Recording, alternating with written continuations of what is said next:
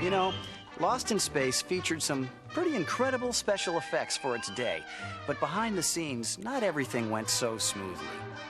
This landing of the Jupiter 2, for example, would have cost Major West his pilot's license. And here the space pod looks as if the bloop were at the controls. It's a good thing we got it right eventually. Well, sort of.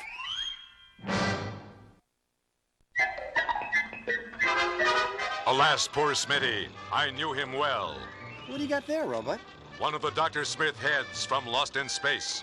Oh, yeah, that was used in The Space Destructors. That's the episode where there were dozens of duplicate Dr. Smiths. Even I was a Dr. Smith look-alike. There is no further need for you. You will be destroyed. Pretty scary, huh? Oh, the pain. The pain.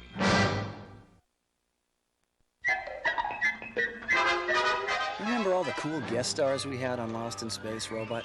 I compute there was Michael Rennie from The Day the Earth Stood Still, Al Lewis from The Munsters, even Colonel Klink from Hogan's Heroes. Yeah, you just never knew who was going to show up. I am called Quano. Are we getting old, or is it just my imagination? Speak for yourself. I have not aged a single day. Oh, the pain.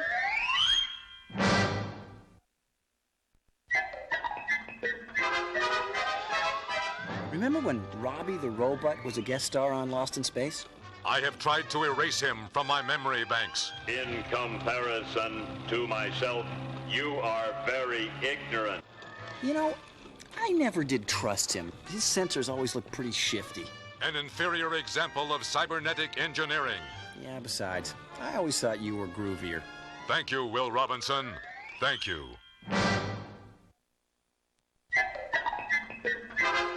My favorite set on Lost in Space was the Jupiter 2. It had all sorts of working lights and gadgets. But what most people don't know is that the upper and the lower decks of the ship were actually on two different sound stages. That means that when we would take the elevator, the director would call cut. And then we would continue the scene all the way across the Fox lot on another soundstage, sometimes days later. That does not compute. That does not compute.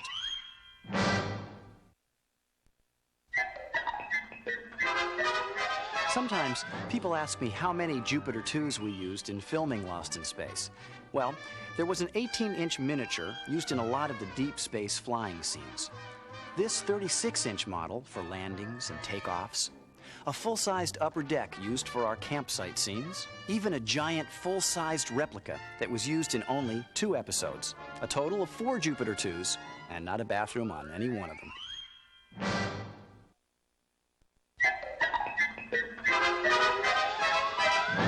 Robot, a lot of people out there want to know just how many versions of you we used during Lost in Space. That is classified information. Well, let's see. There was the full-size Hero that we saw most of the time. Affirmative. And then there was the lightweight fiberglass shell that we used for stunt scenes. Double affirmative. And then there were dozens of the little toy tiny robots that we used when we were invaded. Unfortunately, we all had to split one paycheck.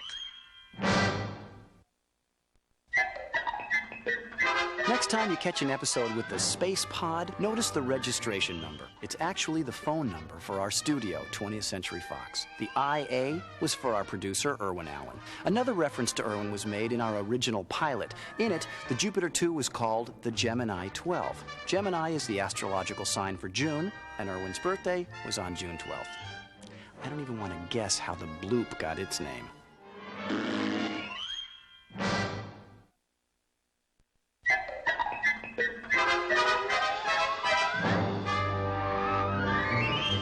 On Lost in Space, I was able to share the screen with lots of sci-fi gadgets and other space hardware.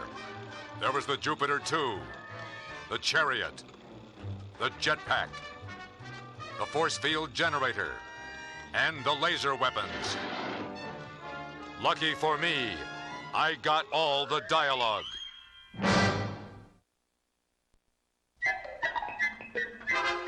The robot's voice and approach was different much of the time. Emergency! Emergency!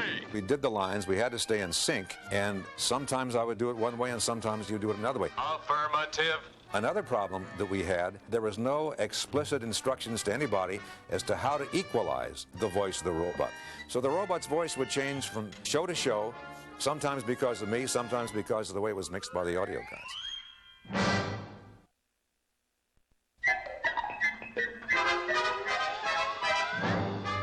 One day when everybody was excused for lunch, Bill Mumy and Mark Goddard locked me in the robot. So I lit up a cigar.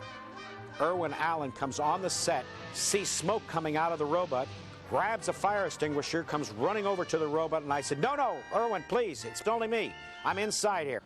And he starts laughing. Became a good joke.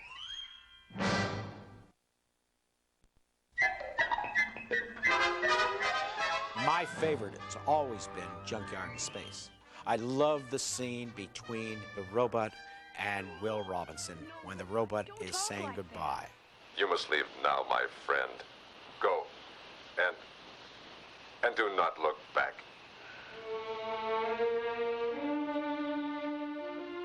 The touchiness of the scene, it was really nice.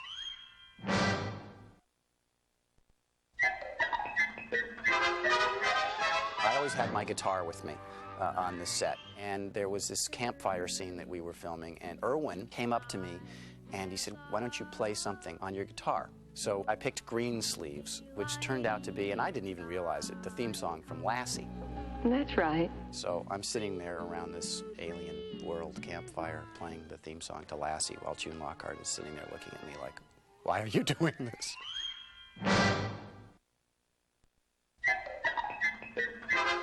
My favorite episode, Return to Earth, when Will went back to Earth to get some carbon tetrachloride for the food purifier, I believe, is what he was there to do.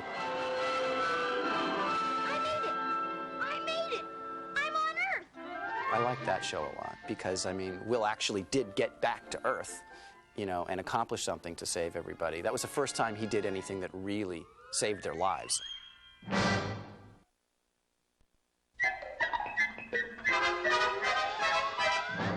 The alliteratives that I use with the robot are a source still of great joy to me.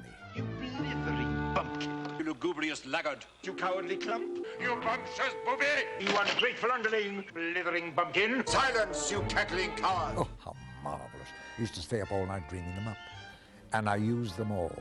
And it all worked because I get letters about it still.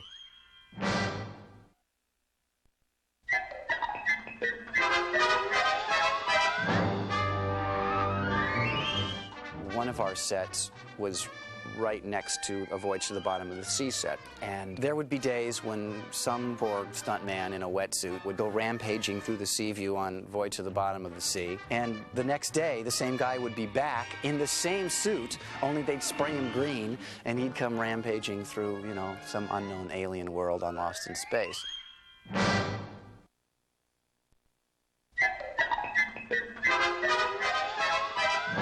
I remember one segment that was particularly interesting. It was called West of Mars, in which I played two characters, Dr. Smith, and I played Zeno, the fastest gun in space. You surrender nice and peaceful. And remember, if you don't make him think you're Zeno, I'll have you covered and zap. That was fun to do.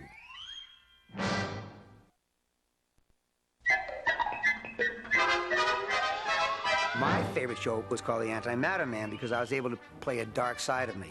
You know, the yin-yang, black and white. You know, I was Don West, and then I was the other side of Don West. He's your duplicate, all right. When do we get mine? You know, I could be vicious. You know what I mean? So I could... Oh, I felt good, man. You know, when that robot, I was going to kill everybody, man. I had this... That was great.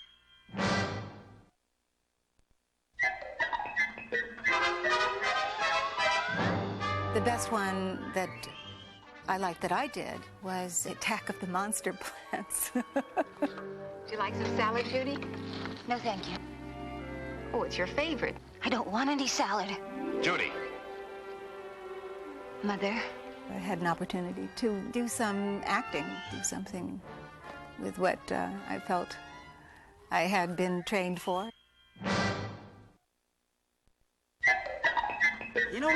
After all these years, you look really good. It is amazing what a coat of paint and a little 40-weight oil can do. Did you ever miss the good old days? You know, hurtling through space aboard the Jupiter 2? Space travel I miss. Dr. Smith, I do not. I heard that. Mind your manners or you'll keep your friends. I can't